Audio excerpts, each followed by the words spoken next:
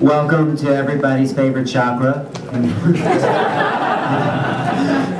I know we've had a lot of chakra business out there, but let's shut the door so we just can contain it here. Because what happens in this room stays in this room. You know. But this has become a tradition at the New Life, is to explore sexuality and the expansion of consciousness that happens with becoming more sexually aware people. And before we start, I just want to introduce someone that we're really fortunate to have in the audience here, who's really, in a way, the grandfather of American sexuality, of Tantra. He has studied with many masters, and I think it's great to just acknowledge his presence. And if he wants to say anything, I want to introduce Master Cynyata. And he's, at 9 years old, he met Yogananda, who sent him on this spiritual sexual path of awakening. And what he's teaching is awakening through sexuality, awakening consciousness. So it's really great that you're here. Please stand up. This is Master Cynyata.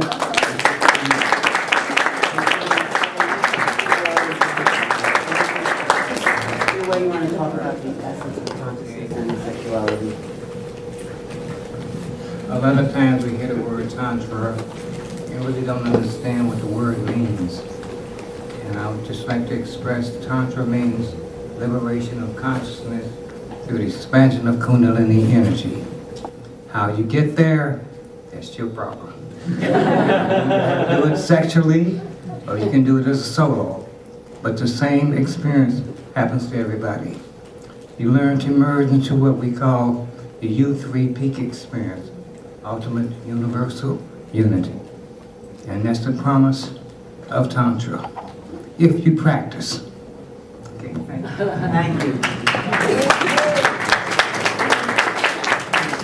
you. He's also the author of The Jewel in the Lotus, and and the person who brought the whole idea of really using breath to uplift the Kundalini. And he's studied Taoism, Tibetan yoga, and the tantric traditions of India.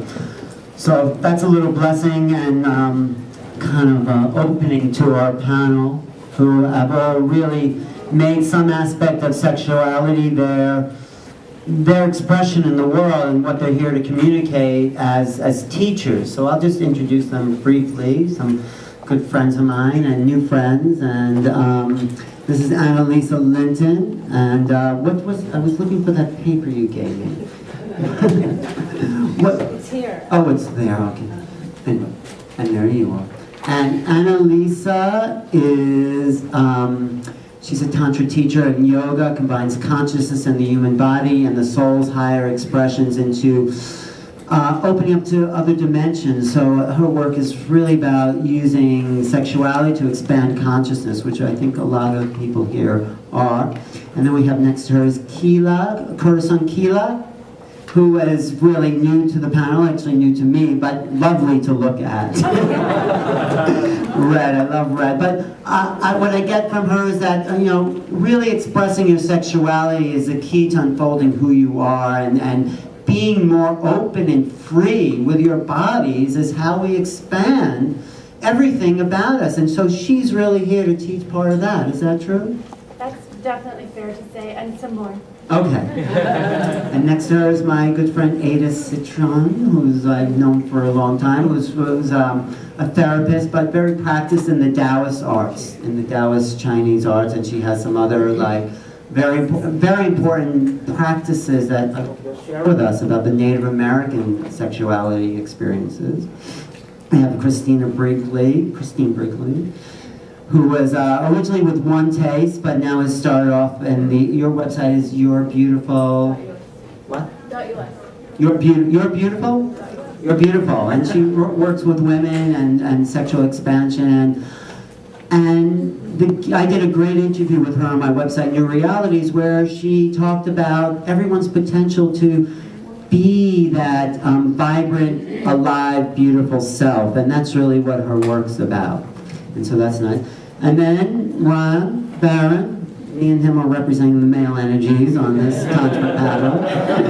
And he's a beautiful Tantra teacher, leads some beautiful pujas. Maybe we could do a little puja demonstration later. And a great person understanding communication and sexuality and communication. Is that fair to say? Okay, we'll have them introduce themselves. And then we have Clara Tara, who's been on this panel many times. She's one of the original Tantra teachers in New York, and she gets more and more beautiful and younger and alive and probably sexually expressive. Can you say that? Yes. Okay, I said that. Sexually expressive, okay. And maybe we'll see a demonstration of that. Anyway, that's our panel, and yes, go please. Since you just met me, Please, may I share a little bit more about Please, my life? because, yeah, You please. basically just said I know how to express myself sexually, which is great, but there's a little more to it. I hope so. But that's okay too. Yeah. So just briefly, I have a one-woman show called How to Get Into My Pants. And I've been, if you want to know the answer, just come see the show. But I've been workshopping it about once every 3 months, and it's based on my life as a spiritual girl in a material world, awakening sexually and learning to balance the sacred and the sexual. I'm also a certified pleasure coach. I've been studying Tantra for some time. I help coach and teach and inspire sacred sexuality as well as pleasure in your daily life. And I consider myself a pleasure researcher and revolutionary. And I'm because I'm 41 now, so 40 plus, I want to live the life I imagine and inspire other people in my presence to do the same. So it's on. The pleasure revolution is on.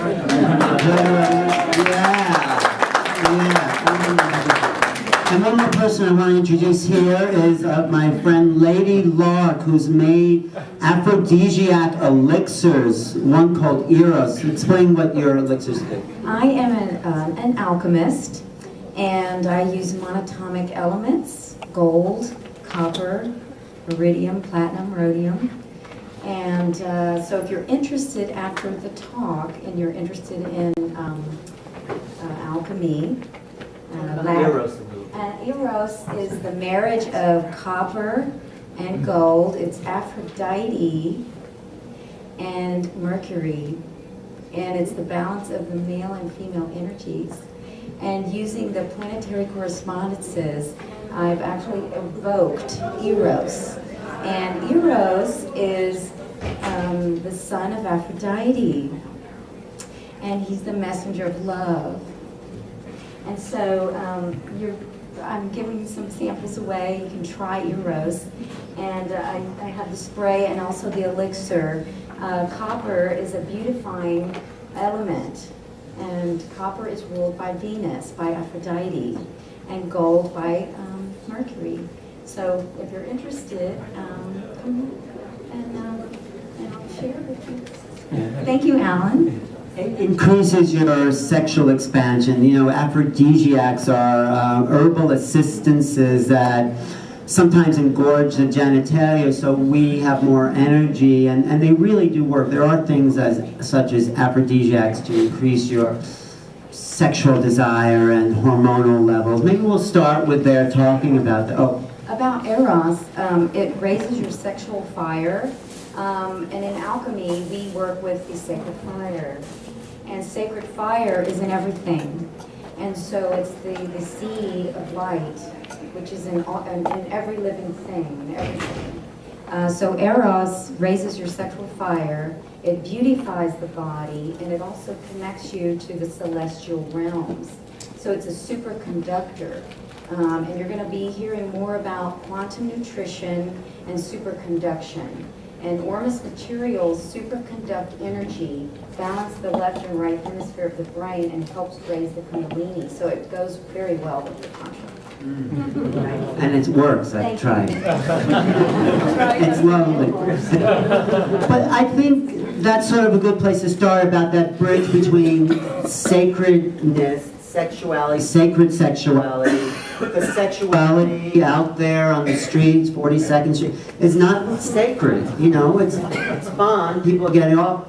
But how do we start to bring in the realm of what we call sacred? I mean, how would you like to define sacred, and then how would you connect that with sexuality? So we can go down the line. Carla, you start.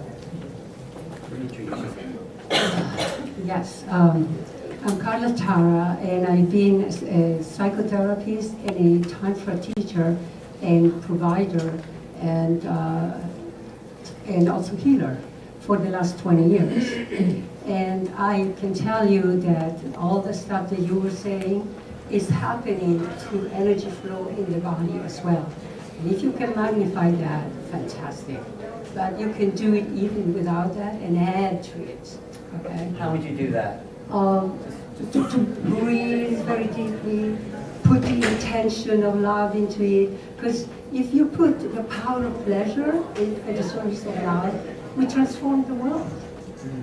So we'd say that's sacred, the power of pleasure and love Yeah, combined? we offer that pleasure intentionally before even we start touching each other or looking into each other's eyes. We offer it to the decreasing of pain in the world and to the enlightenment, to become lighter.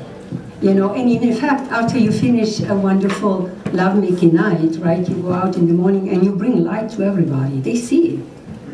Do you understand what I mean? So we bring in light as well, and we are very fulfilled. Love making as opposed to sex. Absolutely. What's this the difference for you? This is the difference. The difference is without intention, breath, sound, and certain movements, there is no Tantra. And slow. Slow. Yeah. Slow sex. Slow.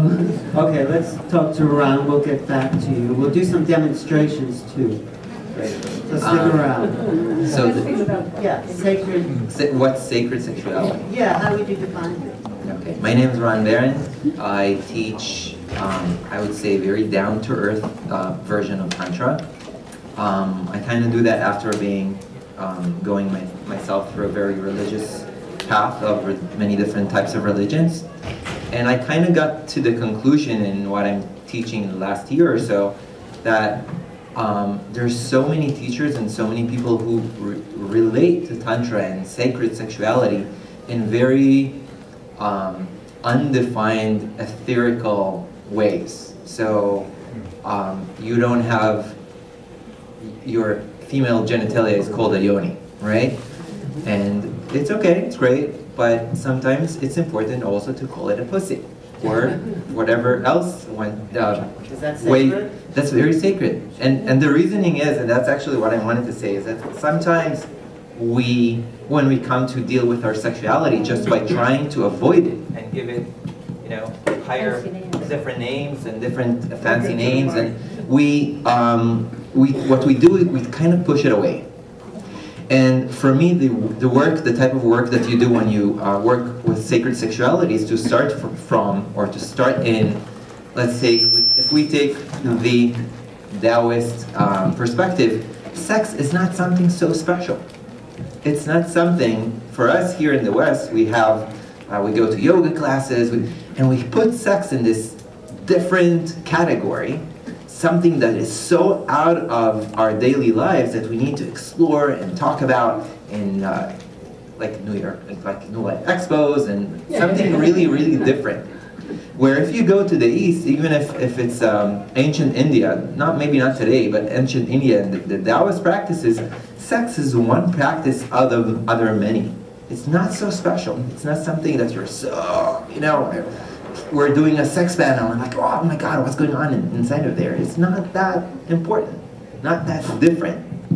With it, the sacredness, or what makes Tantra so important, is that energy is so deep, it's so profound in our human experience, that the way to work with it is as a door towards connection. And that's maybe the primary thing that I'm trying to share.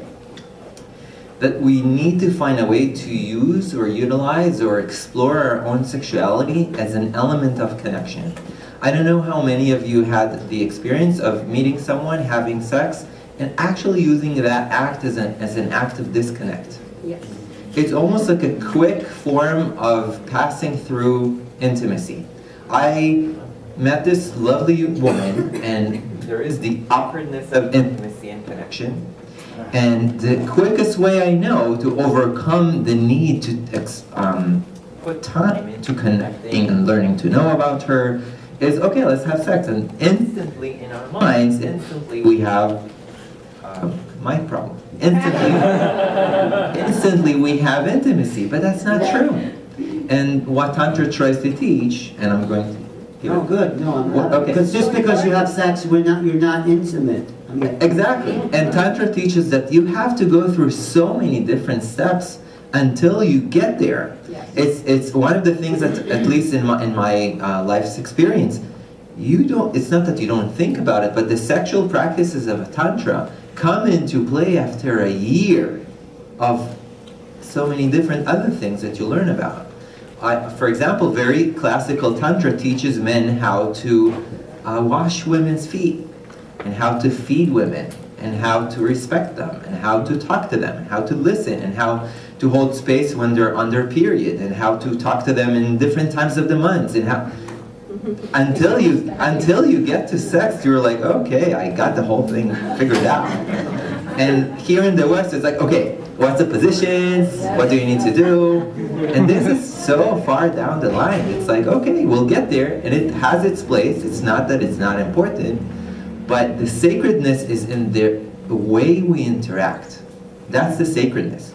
And I would say that when you kind of, a dakini, someone who supports your sexual, let's say, progression in Tantra, will say, okay, you know what, you're ready, or you're at the point of interacting in that level when you're looking at another human being and you see God there.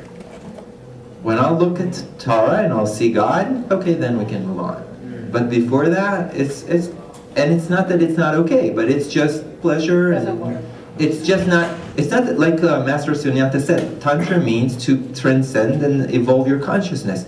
So you will have sex, it's great, nothing is wrong with sex. It's just not going to get you to that place. yeah, it's like masturbating. I mean, it doesn't give you anything back. The way you're talking about is sex is an opening, an expansion of who we are as people, as beings. Sex is an amazing door that's always there. Every single time that you have sex, you're at the door. The question is, do you cross through the door to something more, or you're staying at the door? But it's okay to stay at the door too. The door is what? The door is the ability of yours to interact with another human being, and through them get to yourself. To yourself. Yes. Tantra, at the end of the day, is falling in love with yourself. So I sometimes say that you're using other people as extras in your movie, but in reality, it's all about falling in love to yourself. And the amazing experience is that when that happens, when you fall in love with yourself, you realize, oh my God, I fall in love with her, and with you, and with everyone else. I think Christina talks about that in her work, but thank you so much. That was Thank you. great. We'll come back. I just wanted to jump in for a minute and just go off of what he was saying, and getting naked is not enough. To take a line from your show. Getting naked is not enough for... To make it sacred. To be intimate. Yeah. To be intimate, to have a holy experience. What does it take? True union. What does it take, you feel, your opinion? To be present with yourself and another person. And the thing that a lot of people miss is until you can be present with your own self, you are not going to do it with someone else. That's good. Yeah, Christina. So I don't come from a tantric background, and it's been interesting listening as I've been starting to research what Tantra is and this whole realm of sacred sexuality. However, I've been a researcher in the realm of sexuality for about 7 or 8 years now, and through a different lineage. And it's fascinating to me how we keep almost like reinventing the wheel. You know, and we call it different things because it's familiar language or because it suits us for some reason, but we're always coming back to the same thing. And as far as sacredness in sexuality is concerned, really for me, it's being in the middle of an experience, and somewhere in there you reach a place where you are in touch with Source, with something that you don't understand, that's beyond your ability to identify with, that has you go for a moment, there's something else going on here than body parts or my love for this person or whatever. the circumstances. And that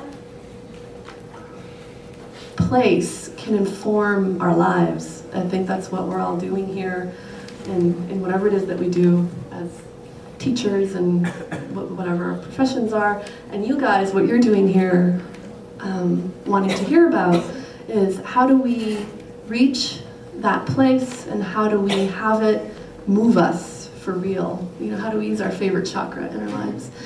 And it does come down to us. It comes down to desire to know who we are and to bring mindfulness into this expression that is so intense and so charged and can so easily just go into taboo land or into romance land or into all these other places. But instead of getting swept in the chaos of all the intensity and emotion of it all, while still feeling it, maintaining a center and knowing ourselves and being completely present in that moment and connecting with another person there and finding this essence that opens up, and then you have spirit. So being present with the person you're with is really a key to creating a sacred space. Yes, without getting lost in them. Without projecting a fantasy of your ideal romantic partner. Yeah. And the tendency is to fall in love, which means you abandon yourself and you fall into them. So if they're not there to support you, you fall and crash. You want to maintain your own sense of self and be present with somebody, and also tap into your ability to respond authentically or in the moment, in the present moment. Yeah. That sounds good. Sounds really easy. Sounds easy, but it's simple, but not easy. But, okay, Ada, how do you approach it? Well, first let me just say that I am a teacher of Montauk Chia's healing Tao system and other Qigong practices. And in the Tao, we fall in love with ourselves by bringing into balance our masculine and feminine energy. And we really need to get in touch with the fire and the water inside of us first. And then we make the steam that is our juice to create the consciousness that we're talking about here on this panel. I need her for sound effects. Steam there, right? And so what is sacred about sexuality is bringing together the fire and the water, whether it's in our own belly in Tantien or in the manifestation of fire and water in the male and female form. And what makes it particularly sacred is the quality of attention that we bring to creating that balance, whether it is in a single cultivation practice of energy or a sexual practice in the single or dual cultivation model. So. It's never too early to learn about sacred sexuality. And I actually mean that. What is sacred sexuality for you? Oh my goodness. What an incredible question, because that is why I became a pleasure researcher. The sacred and the sexual, the material and the spiritual. And how does one get into my pants these days? Yeah, I want to know. I mean, for the audience, of course. I've always been very, very selective. I've always been very intuitive, very psychic. I've also, one thing I neglected to say is I have been, and if I talk about it you might see me twitch or stutter, but I've been going through a Kundalini awakening for the last several years. And that has really awakened me to all of the aspects in my body. The psychological, mental, the emotional, spiritual, energetic, physical. And I don't know how many of you know much about yeah, thank you. You guys can just finish it for me. I could talk about bananas, but talking about Kundalini, it's like because the electricity just starts going. But it is, I sort of say, it's a line from my show, it's like the doohickey in the sky in the Matrix that surveys for any form of human life. And with Kundalini, it goes through your entire system. There is no, you don't have a shot at being unconscious or unenlightened. You will go insane if you don't allow the Kundalini to move through you and awaken you. So I just wanted to touch base on that. But basically, I call myself an angelic whore. And recently it was suggested that I should... God is your pimp. Goddess. Okay. Wow, I'm so lit up by that. I'm like, what was I talking about? Oh, I like it. Angelic whore. Okay. Okay, so, but the reason is that in my life I grew up incredibly repressed, and incredibly religious, and I was always so sensual because life is sex. We come from sex. We are sex. It is all orgasm. One taste knows that, right? Mm-hmm. And I was so polarized, you know? It was down there, and I felt I could only be a good girl or a slut. And God forbid I was a slut, I would be ostracized from society. So growing up so sensual and feeling life and wanting to be free and wanting to wear all red and curl my hair if I felt like it, and unapologetically, what do you do? Sister, my sister, it's Pussy Church right now. She's pretty soon someone's gonna say amen. So it's been such a journey for me, and recently, so for me to say angelic whore, you know, you've heard the other terms, maybe sacred prostitute, divine slut. Again, I finally claimed it. I said, you know what, especially being 40 plus, I'm like, the first 40 years of my life, I was miserable. And also, it wasn't my time. I kept saying, where's my revolution? Where's my revolution? You know, they had the 60s, they had the 70s, there's nothing going on.